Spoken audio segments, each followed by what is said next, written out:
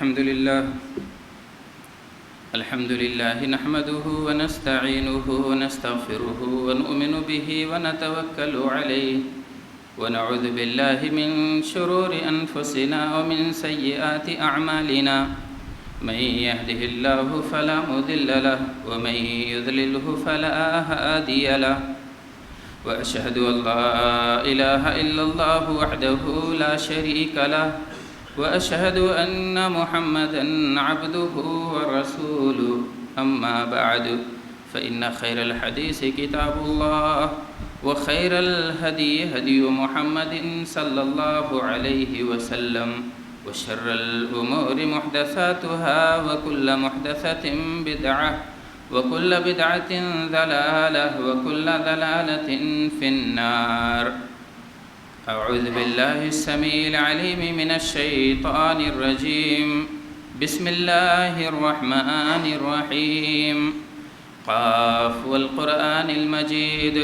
بل عجبوا أن جاءهم منذر منهم فقال الكافرون هذا شيء عجيب أإذا متنا وكنا ترابا ذلك رجع بعيد قد علمنا ما تنقص الأرض منهم وعندنا كتاب حفيظ بل كذبوا بالحق لما جاءهم فهم في أمر مريج أفلم ينظروا إلى السماء فوقهم كيف بنيناها وزيناها وما لها من فروج والأرض مددناها وألقينا فيها رواسي وأنبتنا فيها من كل زوج بهيج تبصرة وذكرى لكل عبد منيب ونزلنا من السماء ماء مباركا فأنبتنا به جنات وحب الحسيد والنخل باسقات لها طلع نزيد رزقا للعباد وأحيينا به بلدة ميتا كذلك الخروج كذبت قبلهم قوم نوح وأصحاب الرس وثمود وعاد وفرعون وإخوان لوط وأصحاب الأيكة وقوم تبع كل كذب الرسل فحق وعيد أفعينا بالخلق الأول بل هم في لبس من خلق جديد. وقال تعالى في موضع آخر أعوذ بالله من الشيطان الرجيم قل إن كنتم تحبون الله فاتبعوني يحببكم الله ويغفر لكم ذنوبكم والله غفور رحيم. وعن أنس رضي الله عنه عن النبي صلى الله عليه وسلم قال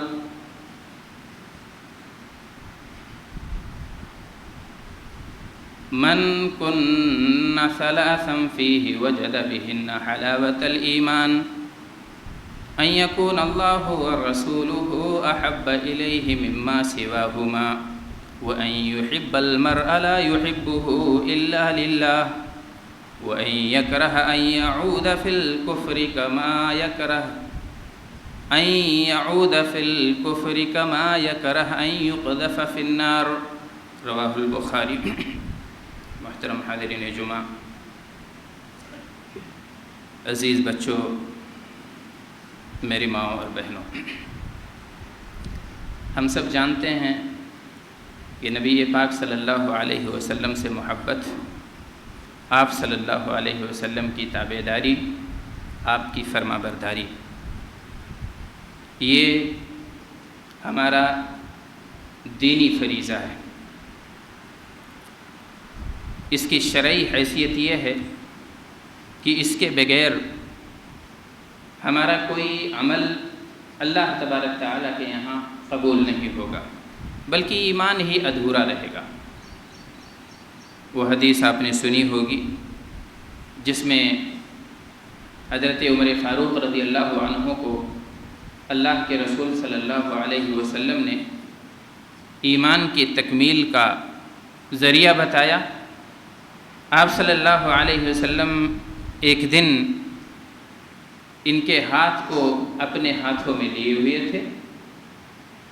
اپنے دستے مبارک سے ان کے ہاتھ کو پکڑے ہوئے تھے. انہوں نے کہا اللہ کے رسول صلی اللہ علیہ وسلم آپ میرے نزدیک میری جان کے علاوہ سب سے زیادہ محبوب ہیں. آپ صلی اللہ علیہ وسلم نے کہا لا یا عمر، عمر بھی ایمان ناتمام ہے تمہارا، ایمان مکمل نہیں ہوا ہے، یہاں تک کہ حتی اکون احب الیک من نفسک، یہاں تک کہ میں تمہاری نظروں میں تمہاری جان سے بھی زیادہ عزیز نہ ہو جاؤں۔ انہوں نے برجستہ کہا کہ اللہ کے رسول صلی اللہ علیہ وسلم اب آپ میری جان سے بھی زیادہ مجھے عزیز ہو گئے ہیں۔ تب آپ نے کہا الآن یا عمر، عمر اب تمہارا ایمان مکمل ہوا ہے۔ یہ صرف زبانی دعوے نہیں تھے، کچھ مثالیں بھی میں دوں گا جانثاری کی، صحابہ کرام کی فداکاری کی مثالیں بھی انشاءاللہ آئیں گی کہ کیسے انہوں نے اللہ کے رسول صلی اللہ علیہ وسلم کو اپنا سب سے محبوب اور عزیز تر سمجھ لیا۔ اللہ کے رسول صلی اللہ علیہ وسلم کو خطاب کر کے مختلف مقامات پر نبی پاک صلی اللہ علیہ وسلم کی اطاعت، آپ صلی اللہ علیہ وسلم کی تابعداری اور آپ سے محبت کا شرعی تقاضا نبی اللہ تبارک تعالیٰ نے بیان فرما دیا۔ آیت کریمہ جو آپ کے سامنے میں نے پڑھی ہے، اس میں اللہ تبارک تعالیٰ نے کہا قل ان کنتم تحبون اللہ فاتبعونی، آپ اپنے ساتھیوں کو بتا دیجئے، ایمان کے دعوے داروں کو بتا دیجئے، مومنین کو سمجھا دیجئے کہ اگر قل ان کنتم تحبون اللہ، اگر اللہ سے تم محبت رکھتے ہو فاتبعونی، تو میری اتباع کرو، میری پیروی کرو، نتیجہ کیا ہوگا؟ یحببکم اللہ، اللہ تبارک تعالیٰ تم سے محبت کرنے لگے گا، تمہاری خطائیں معاف فرما دے گا، تمہارے گناہ بخش دے گا۔ اللہ تعالیٰ تو بہت زیادہ معاف کرنے والا ہے، بہت اپنے بندوں پر رحم کرنے والا ہے۔ اللہ کے رسول صلی اللہ علیہ وسلم کو ایک دفعہ اللہ تعالیٰ نے خطاب کر کے کہا ایمان والوں کو بتا دیجئے کہ یا ایھا الذین آمنوا اطیعوا اللہ واطیعوا الرسول ولا تبطلوا اعمالکم، اے ایمان والو اللہ کی بات مانو، نبی پاک کی بات مانو اور اپنے اعمال برباد مت کرو۔ یعنی اگر ان کی باتیں نہیں مانی جائیں گی، اگر ان کی اطاعت نہیں کی جائے گی، اگر ان کے احکام کے آگے سر تسلیم خم نہیں ہوگا تو اعمال برباد ہو جائیں گے، ہماری عبادتیں اکارت ہو جائیں گی، ہماری ریاضتیں تباہ ہو جائیں گی، ان کی کوئی ویلو نہیں ہوگی اللہ تبارک تعالیٰ کے یہاں۔ لہذا اللہ اور اس کے رسول کی اطاعت یہ عمل کی قبولیت کے لیے یہ پہلی شرط ہے۔ اللہ تبارک تعالیٰ نے صاف لفظوں میں اس کی وضاحت فرما دی۔ اللہ کے رسول صلی اللہ علیہ وسلم نے دوسرے مقامات پر اللہ کے رسول صلی اللہ علیہ وسلم نے اس عقیدے کو ایمان والوں کے دلوں میں راسخ کیا، کہا یا ایھا الذین آمنوا اطیعوا اللہ واطیعوا الرسول واولی الامر منکم فان تنازعتم فی شیء فردوہ الی اللہ والرسول، کہ ایمان والو اللہ اور اس کے رسول کی بات مانو، اگر اختلاف ہو جائے تمہارے درمیان، کسی مسئلے میں جھگڑا ہو جائے، آراء مختلف ہو سکتی ہیں، سوچنے کی سطح الگ ہو سکتی ہے اور عقلی معیار سب کا ایک جیسا نہیں ہے، ہو سکتا ہے اختلاف ہو جائے، اور جب اختلاف تمہارے بیچ ہو جائے تو اس کے حل کے لیے اللہ کے کلام کی طرف پلٹو، اللہ کے رسول کے فرمان کی جانب آؤ اور یہیں سے حل تلاش کر لیا کرو۔ اللہ کے رسول صلی اللہ علیہ وسلم کے پاس ایک صحابی آتے ہیں اور وہ جاء الی النبی صلی اللہ علیہ وسلم رجل من اہل البادیہ، اہل بادیہ میں سے یعنی دیہاتیوں میں سے ایک شخص آتا ہے، نبی پاک صلی اللہ علیہ وسلم سے سوال ہوتا ہے کہ متی الساعہ یا رسول اللہ، اللہ کے رسول صلی اللہ علیہ وسلم یہ بتا دیجئے کہ قیامت کب آنے والی ہے۔ نبی پاک صلی اللہ علیہ وسلم نے کہا ویلک، کہ تمہاری ہلاکت ہو، تمہاری بربادی ہو، یا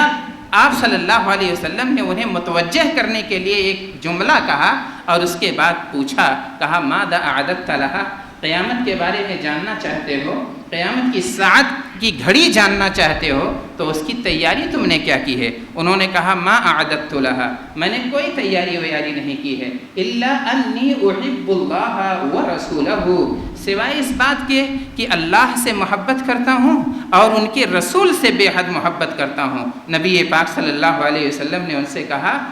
انت مع من احببت، کہ پھر تمہارا شمار انہی لوگوں میں سے ہوگا جن سے تم محبت کرتے ہو۔ حضرت انس رضی اللہ عنہ کہتے ہیں ہم نے پوچھا نبی پاک صلی اللہ علیہ وسلم سے اور کہا اللہ کے رسول صلی اللہ علیہ وسلم کیا یہ شرف، یہ فضیلت بس اسی صحابی کے لیے ہے اسی سائل کے لیے ہے یا ہم بھی اس میں شامل ہیں؟ نبی پاک صلی اللہ علیہ وسلم نے کہا تم بھی اس میں شامل ہو۔ صحابی کہتے ہیں فَفَرِحْنَا بِهِ فَرْحًا كَثِيرًا، اس دن ہمیں بے پناہ خوشی حاصل ہوئی، اور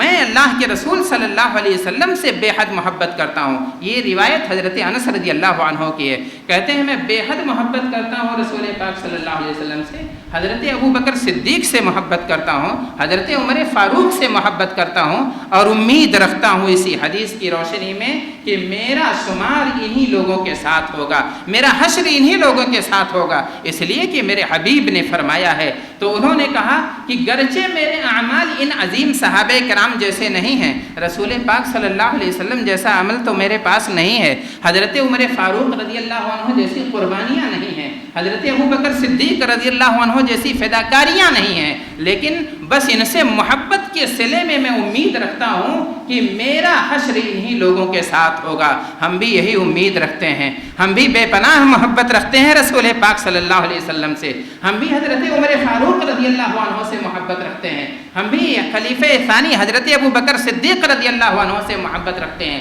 حضرت عثمان غنی سے، حضرت علی رضی اللہ عنہ سے، دیگر عشرہ مبشرہ سے، دیگر صحابہ کرام سے، دیگر صحابیات سے، اللہ کے رسول صلی اللہ علیہ وسلم سے محبت کرنے والوں سے محبت رکھتے ہیں، اور یہ امید بھی لگائے ہوئے ہیں کہ اللہ تبارک تعالی ہمارا شمار انہی کے ساتھ کرے گا۔ ایک صحابی ہیں، بے چین ہو کر رسول پاک صلی اللہ علیہ وسلم کی خدمت میں حاضر ہوتے ہیں، کہتے ہیں اللہ کے رسول صلی اللہ علیہ وسلم جب ہم آپ کے ساتھ ہوتے ہیں، آپ کے پاس ہوتے ہیں، آپ کا دیدار کرتے ہیں، آپ کو دیکھتے ہیں، دل کو تسلی ملتی ہے، دل کو سکون ملتا ہے، لیکن جب یہ خیال آتا ہے، جب میں اپنی موت یاد کرتا ہوں، جب آپ کی موت یاد کرتا ہوں، جب یہ سوچتا ہوں کہ آپ بھی ایک دن دنیا سے رخصت ہو جائیں گے، میں بھی دنیا چھوڑ دوں گا، تو بے چینی بڑھ جاتی ہے، گھر سے بھاگتا ہوا آتا ہوں، آپ کو دیکھ لیتا ہوں، آپ کے چہرے انور کا دیدار کر لیتا ہوں، دل کو تسلی مل جاتی ہے، لیکن موت یاد آتی ہے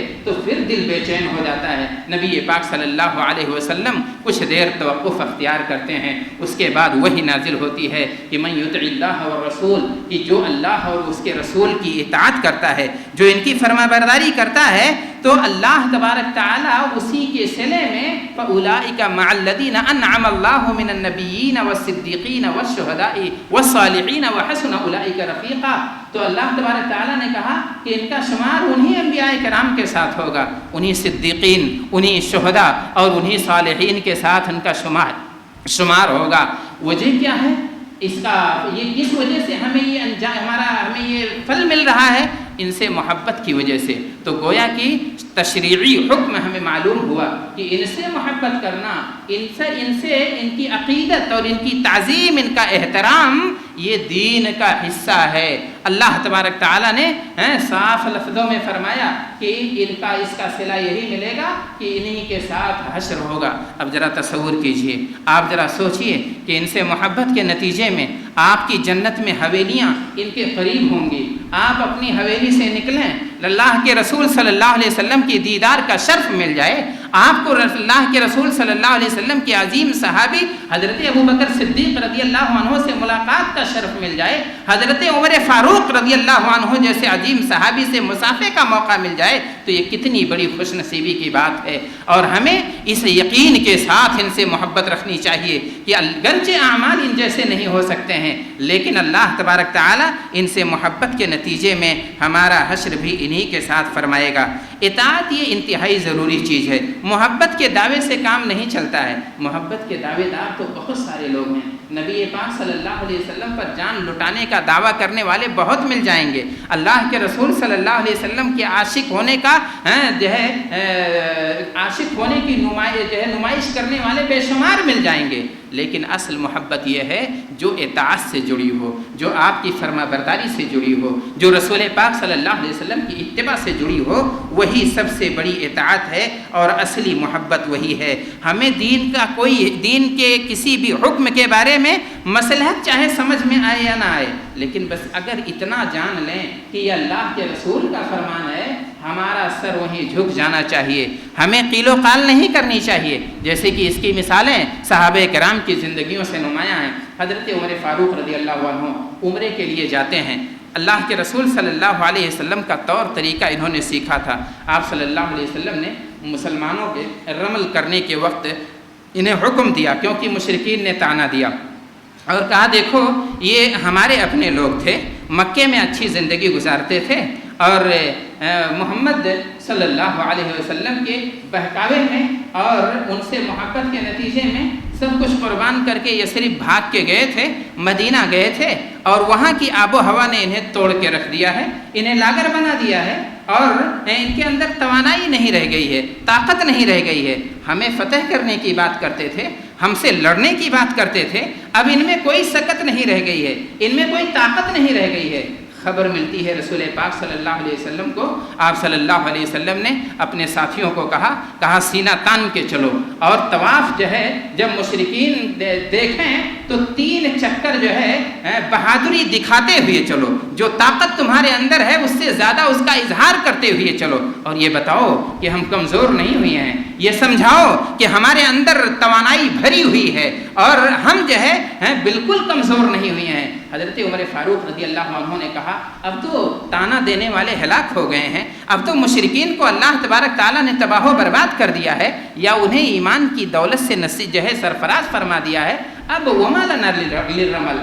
رمل کی اب تو کوئی ضرورت نہیں رہ گئی ہے، اس کی کوئی مصلحت نہیں رہ گئی ہے۔ لیکن انہوں نے کہا شیء صنعہ رسول اللہ صلی اللہ علیہ وسلم لم نترکہ، جسے ہمارے حبیب نے انجام دیا ہے، جسے اللہ کے رسول صلی اللہ علیہ وسلم نے کیا ہے، اسے ہم کبھی بھی نہیں ترک کر سکتے ہیں، کبھی اسے چھوڑ نہیں سکتے ہیں۔ حکمت خانہ حجر اسود کو چومنے کی بھی سمجھ میں نہیں آ رہی تھی۔ حضرت عمر فاروق رضی اللہ عنہ ہی کا واقعہ ہے، انہوں نے اسے خطاب کر کے کہا انی اعلم انکی حجر لا تضر ولا تنفع وما قبلتك لولا انی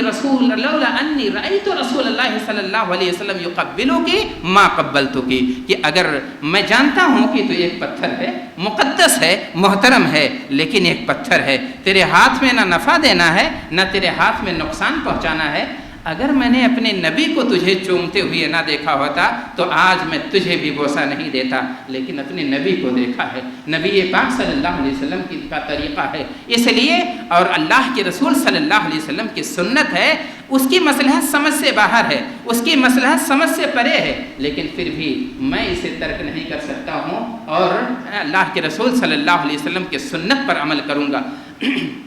ہماری غیرت کے خلاف کوئی بات آتی ہے، ہم اللہ کے رسول صلی اللہ علیہ وسلم کی سنت ترک کر دیتے ہیں، نبی پاک صلی اللہ علیہ وسلم کی تابعداری بھلا دیتے ہیں، آپ صلی اللہ علیہ وسلم کی اطاعت شعاری سے باز آ جاتے ہیں۔ غیرت کا لحاظ رکھنا ہے، اپنی ناموری کا لحاظ رکھنا ہے، غیرت کے مقابلے میں بھی اطاعت انتہائی ضروری ہے۔ آپ ذرا اندازہ کیجئے کہ صلح حدیبیہ کا موقع ہے، اللہ کے رسول صلی اللہ علیہ وسلم کے ساتھ جو صحابہ کرام تھے وہ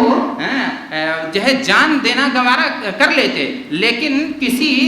دب کے یا کسی باطل کے خلاف صلح سمجھوتا کرنا انہیں ہرگز گوارا نہیں تھا۔ اسی لیے تو صحابہ کرام میں بے چینیاں تھیں جب اللہ کے رسول صلی اللہ علیہ وسلم نے صلح کا ارادہ فرمایا اور صلح کے بنود طے ہو رہے تھے، اور ایسا بظاہر لگ رہا تھا کہ نبی پاک صلی اللہ علیہ وسلم مشرکین سے دب کر صلح کر رہے ہیں۔ انہوں نے دھمکی دی، انہوں نے کہا دیکھیے ہم مکے میں آپ لوگوں کو داخل نہیں ہونے دیں گے، آپ ہمارے اجداد کے قاتلین میں سے ہیں، آپ نے ہمارے قریبیوں اور ہمارے عزیزوں کو قتل کیا ہے، ان کا خون بہایا ہے، ہمارے اجداد اور ہمارے دیوی دیوتاؤں کی عقل کا استہزاء کیا ہے، مکے کی ایک ایک بچے نے قسم کھا رکھی ہے، وہاں کی ایک ایک خاتون نے چیتے کی کھال پہن رکھی ہے اور قسم لے رکھی ہے کہ مسلمانوں کو مکے کے اندر گھسنے نہیں دیا جائے گا۔ نبی پاک صلی اللہ علیہ وسلم کے پاس صلح کا آپشن آتا ہے، آپ صلی اللہ علیہ وسلم راضی ہو جاتے ہیں۔ کچھ شکیں ایسی ہوتی ہیں جس سے اندازہ ہوتا ہے کہ نبی پاک صلی اللہ علیہ وسلم دب کر صلح کر رہے ہیں۔ اس میں سے ایک شک یہ تھی کہ اگر مکے سے کوئی مدینہ جائے گا بھاگ کر تو آپ لوگ پابند ہوں گے کہ اسے ہمارے پاس واپس کر دیں، لیکن اگر آپ کے پاس سے کوئی آئے گا تو ہم اسے واپس نہیں کریں گے۔ اللہ کے رسول صلی اللہ علیہ وسلم نے اس پر رضامندی ظاہر کر دی، اور اتفاق سے اسی میں ابو جندل رضی اللہ عنہ اسی حالت میں آتے ہیں، ابھی صلح کے بنود طے نہیں ہوئے تھے، وہ آتے ہیں زخموں کے ساتھ آتے ہیں، بدن لہو لہان ہوتا ہے، مکے والوں نے مارا ہے، الزام یہ ہے کہ یہ اللہ کے رسول صلی اللہ علیہ وسلم کے دین کو اختیار کر لیا ہے، لہو لہان بدن ہے اور بدن پر چوٹ کے مختلف نشانات ہیں، اللہ کے رسول صلی اللہ علیہ وسلم کا یہ چاہنے والا نبی پاک صلی اللہ علیہ وسلم کے ساتھ رہنا چاہتا ہے۔ اللہ کے رسول صلی اللہ علیہ وسلم نے بڑی گزارش کی، مکے والوں سے کہا کہ ابھی صلح کے بنود کیونکہ طے نہیں ہوئے ہیں، ابھی تو تحریر کیا جا رہا ہے، ابھی انہیں لکھا جا رہا ہے، ابو جندل کے تعلق سے خصوصی رعایت دی جائے، یہاں تک کہ سنگ دل باپ سے بھی آپ نے گزارش کی، لیکن انہوں نے رضامندی ظاہر نہیں کی۔ اللہ کے رسول صلی اللہ علیہ وسلم نے ابو جندل کو ان کے حوالے کر دیا۔ حضرت عمر فاروق رضی اللہ عنہ اب بے قابو ہو جاتے ہیں، پریشانی اپنے سینے میں قبول جو ہے بے چینی محسوس کرتے ہیں، یہاں تک کہ رسول پاک صلی اللہ علیہ وسلم کے پاس بے چینی کے عالم میں پہنچتے ہیں، کچھ سوالات کرتے ہیں، سوالات سخت ہوتے ہیں، کہتے ہیں یا رسول اللہ الیس قتلانا فی الجنت و قتلاہم فی النار السنا علی الحق وہم علی الباطل۔ نبی پاک صلی اللہ علیہ وسلم مجھے آپ بتا دیجئے، مجھے سمجھا دیجئے، کیا ہم لوگ حق پر نہیں ہیں؟ کیا یہ باطل پر نہیں ہے؟ کیا ہمارے لوگوں میں سے شہید ہونے والا جنت میں نہیں جائے گا؟ اور کیا ان کے مرنے والے جہنم رسید نہیں ہوں گے؟ آپ صلی اللہ علیہ وسلم نے کہا بلا عمر، بالکل یہی ہے، صحیح ہے کہ ہم حق پر ہیں، یہ باطل پر ہیں، سچ ہے کہ ہم میں سے جان دینے والے کا انجام جنت ہے اور ان میں سے ہلاک ہونے والا جہنم میں جائے گا، لیکن صبر کرو، اللہ ہمیں ضائع نہیں کرے گا۔ حضرت عمر فاروق رضی اللہ عنہ نے مخالفت کی نہیں، غیرت کے خلاف یہ چیز برداشت کر لی، انہوں نے قبول کر لیا نبی پاک صلی اللہ علیہ وسلم کا یہ فرمان۔ اللہ کے رسول صلی اللہ علیہ وسلم نے حمیت کے خلاف یہ بات کہی تھی، انہی کا ایک واقعہ ہے، حضرت حر بن قیس رضی اللہ عنہ، عمر فاروق رضی اللہ عنہ کا معمول یہ تھا کہ یہ اہل علم کو ترجیح دیتے تھے، عمر نہیں دیکھتے تھے، اگر کوئی صاحب علم ہے تو اپنے قریبی لوگوں کی مجلس میں اسے شامل کرتے تھے، اپنے رفقائے کار میں اسے داخل کر لیا کرتے تھے۔ عمر بن قیس یہ ایسے صحابی ہیں جن کے پاس علم تھا لیکن عمر کم تھی، نبی پاک حضرت عمر فاروق رضی اللہ عنہ کے خصوصی مجلس میں یہ شامل تھے۔ اتفاق سے ان کے چچا عیینہ ابن حصن آتے ہیں، اور چونکہ یہ پڑھے لکھے نہیں تھے اور عمر زیادہ تھی، بوڑھے تھے، کچھ سوالات کرتے ہیں، کہتے ہیں حضرت عمر فاروق سے مجھے ملاقات کرنی ہے۔ انہوں نے اجازت لی، اجازت مل گئی، جاتے ہیں، انتہائی خڑوس لب و لہجے میں حضرت عمر بن خطاب رضی اللہ عنہ کو خطاب کرتے ہیں اور کہتے ہیں ابن الخطاب کہ اے خطاب کے بیٹے، ما تعطینا الجزل ولا تحکم بیننا بالعدل، کہ آپ ہمیں داد و دہش نہیں دیتے ہیں، آپ کے پاس پیسے ہیں، آپ کے پاس سلطنت ہے، آپ کے پاس اقتدار ہے، مال و زر ہے، لیکن آپ ہمیں نہیں نوازتے ہیں، ہمارے درمیان انصاف نہیں کرتے ہیں۔ حضرت عمر فاروق رضی اللہ عنہ پر یہ بہت بڑا الزام تھا۔ عمر فاروق رضی اللہ عنہ کی غیرت جاگتی ہے، قریب تھا کہ وہ درے اٹھاتے اور ایسے شخص کو سبق سکھاتے، لیکن حر ابن قیس نے یاد دلایا، کہا اے امیر المومنین، اللہ کے رسول صلی اللہ علیہ وسلم کو اللہ نے حکم دیا ہے کہ خذ العفو وامر بالعرف واعرض عن الجاہلین، کہ معاف کر دیجئے، درگزر کیجئے اور نادان نہ جاننے والوں سے اعراض کر جائیے۔ وکان وقافا عند کتاب اللہ، اللہ کے رسول صلی اللہ علیہ وسلم کی یہ صحابی اللہ کے کلام کے آگے، نبی پاک صلی اللہ علیہ وسلم کے فرمان کے آگے فوراً ٹھہر جانے والے اور رک جانے والے تھے، فوراً کھڑے ہو گئے۔ ذرا اندازہ کیجئے کہ آج کے عمرہ کو دیکھیے، آج کے ذمہ داران کو دیکھیے، آج کے نظمہ کو دیکھیے، آج کے سربراہان مدارس کو دیکھیے، غیرت کے خلاف کوئی بات برداشت کرتے ہیں؟ اپنے ملازمین کو کبھی معاف کرتے ہیں، کبھی ان سے نظر انداز کرتے ہیں، کبھی ان کی غلطیوں کو معاف کرتے ہیں؟ ہرگز نہیں۔ میرے بھائیوں اور دوستوں، اسی وجہ سے صلاحیتیں برباد ہو رہی ہیں، صلاحیتیں ضائع ہو رہی ہیں، مدارس میں اچھے مدرس نہیں نظر آ رہے ہیں، ہماری مساجد میں اچھے خطبہ اور اچھے داعی نظر نہیں آ رہے ہیں۔ کون سی زمین انہیں کھا جا رہی ہے؟ کون سا آسمان انہیں نگل جا رہا ہے؟ ہمارا اور آپ کا رویہ، ہم ذمہ داران کا رویہ، ہم نظمائے مدارس کا رویہ، ہم مدراء کا رویہ اور ہم سربراہان کا رویہ ان صلاحیتوں کو برباد کر رہا ہے، ان لیاقتوں کو ضائع کر رہا ہے۔ وجہ یہ ہے کہ ہم نے نبی پاک صلی اللہ علیہ وسلم سے محبت کے دعوے تو کیے ہیں، ہم نے شرافت کے شرافت کی تاریخیں تو بیان کی ہیں، لیکن خود اس پر عمل نہیں کیا ہے، خود اللہ اور اس کے رسول کے کلام کے آگے ہم ٹھہرنے والے نہیں ہیں۔ تو یہ ضروری ہے کہ ہم اپنے رویے درست کریں۔ اللہ کے رسول صلی اللہ علیہ وسلم پر محبت کی مثالیں تبھی آپ رقم کر سکتے ہیں جب نبی پاک صلی اللہ علیہ وسلم کے قول کو صحیح معنوں میں آپ وہی مقام دیں گے جس کے وہ مقام جو وہ کلام اور وہ فرمان حقدار ہیں۔ اللہ کے رسول صلی اللہ علیہ وسلم پر جانثاری صحابیہ حضرت انصاریہ رضی اللہ عنہ کا وہ واقعہ آپ حضرات سنتے رہتے ہیں، بخاری شریف کی روایت ہے۔ جب غزوہ احد ہوتی ہے مسلمانوں کو بڑا نقصان ہو جاتا ہے، یہاں تک کہ مدینے میں یہ افواہ پھیل جاتی ہے کہ اللہ کے رسول صلی اللہ علیہ وسلم کو بھی شہید کر دیا گیا ہے۔ بے چینی پھیل جاتی ہے، آپ کے چاہنے والے آہو بکا میں مبتلا ہو جاتے ہیں، یہاں تک کہ ایک انصاریہ رضی اللہ عنہ یہ پریشان ہوتی ہیں، اپنے گھوڑے کی نکیل کستی ہیں اور اس کے بعد اپنی پیٹی باندھتی ہیں اور میدان جنگ کی طرف نکل پڑتی ہیں۔ حال پوچھتی ہیں، کس کا؟ اپنے شوہر کا، اپنے بھائی کا، اپنے باپ کا؟ نہیں، اللہ کے رسول صلی اللہ علیہ وسلم کی خیریت جانتی ہیں۔ نبی پاک صلی اللہ علیہ وسلم ہر آنے والے سے رسول پاک صلی اللہ علیہ وسلم کی خیریت دریافت کرتی ہیں۔ آگے جاتی ہیں، دیکھتی ہیں کہ ایک لاش پڑی ہوئی ہے، دریافت کرتی ہیں، بتایا جاتا ہے کہ یہ آپ کے شوہر ہیں جنہوں نے مردانہ وار لڑتے ہوئے اپنی جان جو ہے جان آخری کے حوالے کر دی ہے۔ یہ صبر کرتی ہیں، آگے جاتی ہیں، ایک لاش سے اور گزرتی ہیں، وہاں بھائی کی لاش ملتی ہے، بیٹے کی لاش ملتی ہے۔ دنیا تو اجڑ چکی ہے، ان کی ساری چیزیں ضائع ہو چکی ہیں، لیکن ابھی صبر باقی ہے، ابھی ان کا حقیقی محبوب باقی ہے۔ کہتی ہیں اللہ کے رسول صلی اللہ علیہ وسلم کے بارے میں بتاؤ۔ آپ صلی اللہ علیہ وسلم کے بارے میں بتایا جاتا ہے کہ وہ خیر و عافیت سے ہیں۔ بے چینی کے عالم میں کہتی ہیں میں اپنی آنکھوں سے دیکھنا چاہتی ہوں، رسول پاک صلی اللہ علیہ وسلم صحیح سالم ہیں، مجھے یقین تب آئے گا جب اپنی آنکھوں سے دیکھوں گی۔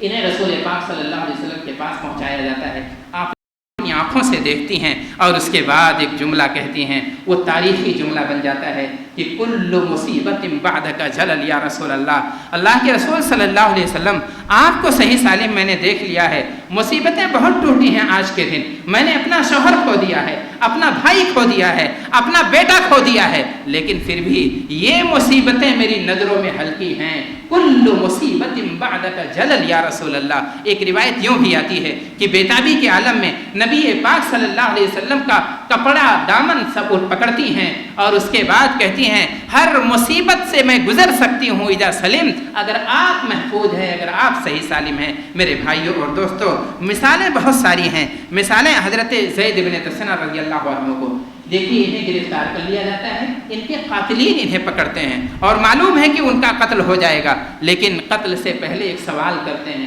ان کے محبت کا جو ہے امتحان لیتے ہیں اور اس کے بعد کہتے ہیں زید یہ بتاؤ کہ کیا تمہاری یہ خواہش ہے، تمہیں تو ہم قتل کریں گے، تمہیں تو ہم جو ہے بھی تمہارا خون بہا دیں گے، لیکن کیا تمہارے دل میں یہ خیال آتا ہے کہ تم اپنے بال بچوں میں ہوتے، تم صحیح سالم اپنے گھر میں ہوتے اور تمہاری جگہ پہ تمہارے رسول محمد یہاں موجود ہوتے اور ہم ان کا خون بہاتے؟ فوراً بے چین ہوتے ہیں، کہتے ہیں ظالموں، میں تو یہ بھی نہیں برداشت کرتا ہوں کہ اللہ کے رسول صلی اللہ علیہ وسلم کو ایک کانٹا چبھے، میں کیسے گوارا کر سکتا ہوں کہ رسول پاک صلی اللہ علیہ وسلم کو تم لوگ شہید کرو۔ یہ جواب تھا، یہ جواب تبھی دل سے نکلے گا جب رسول پاک صلی اللہ علیہ وسلم سے حقیقی محبت ہوگی۔ حضرت عمر فاروق، حضرت ابوبکر صدیق رضی اللہ عنہ جنہیں یار غار کہا جاتا ہے، کتنی مثالیں آپ کی محبت کی انہوں نے ثبت کی ہیں۔ اللہ کے رسول صلی اللہ علیہ وسلم حضرت علی رضی اللہ عنہ ایک دفعہ جو ہے صحابہ کرام سے پوچھتے ہیں، کہتے ہیں کہ اچھا یہ بتاؤ کہ سب سے بہادر تم لوگ کس کو سمجھتے ہو؟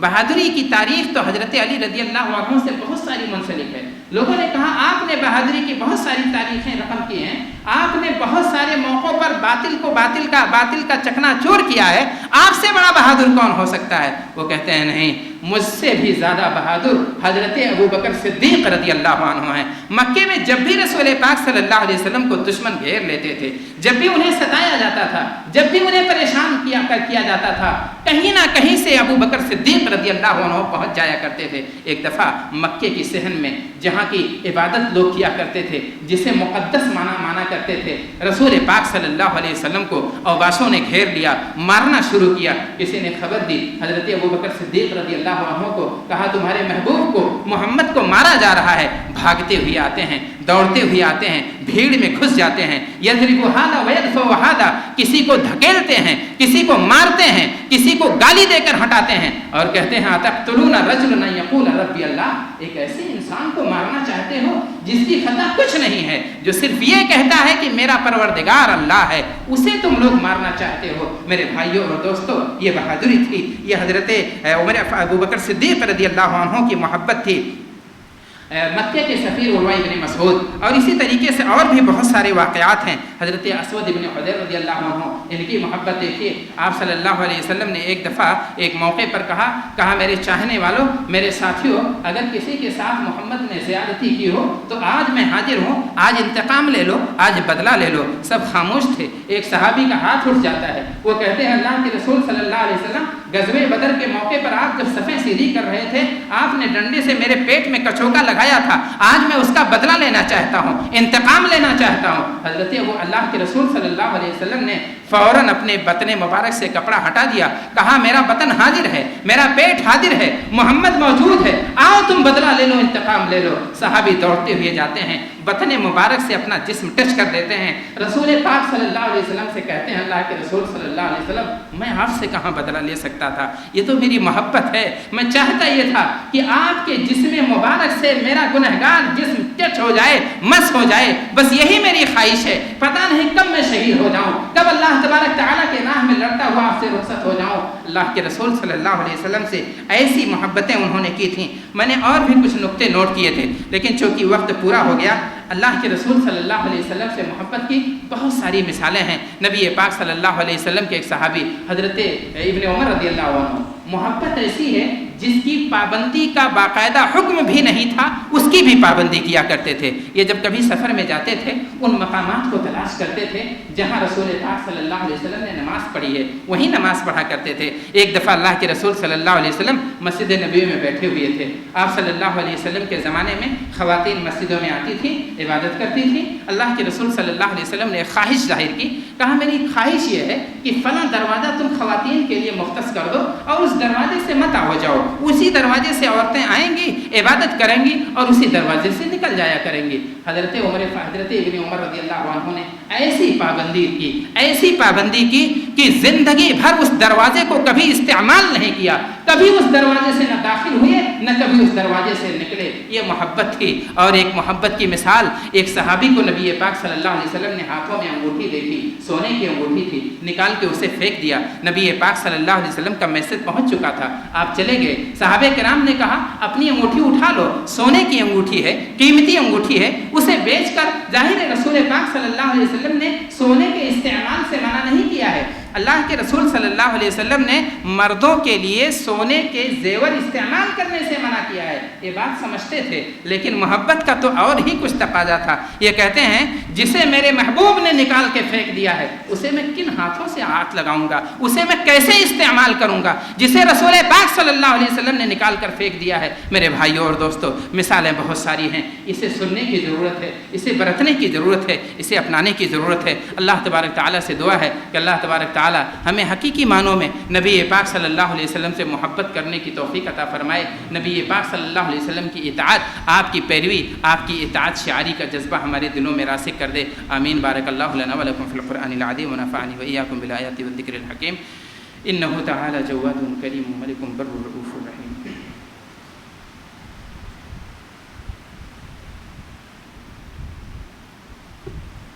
الحمد لله نحمده ونستعينه ونستغفره ونؤمن به ونتوكل عليه ونعوذ بالله من شرور أنفسنا ومن سيئات أعمالنا من يهده الله فلا مضل له ومن يضلله فلا هادي له وأشهد أن لا إله إلا الله وحده لا شريك له وأشهد أن محمدا عبده ورسوله أما بعد فإن خير الحديث كتاب الله وخير الهدي هدي محمد صلى الله عليه وسلم وشر الأمور محدثاتها وكل محدثة بدعة وكل بدعة ضلالة وكل ضلالة في النار۔ أعوذ بالله السميع العليم من الشيطان الرجيم. بسم الله الرحمن الرحيم. إن الله وملائكته يصلون على النبي يا أيها الذين آمنوا صلوا عليه وسلموا تسليما. اللهم صل على محمد وعلى آل محمد كما صليت على إبراهيم وعلى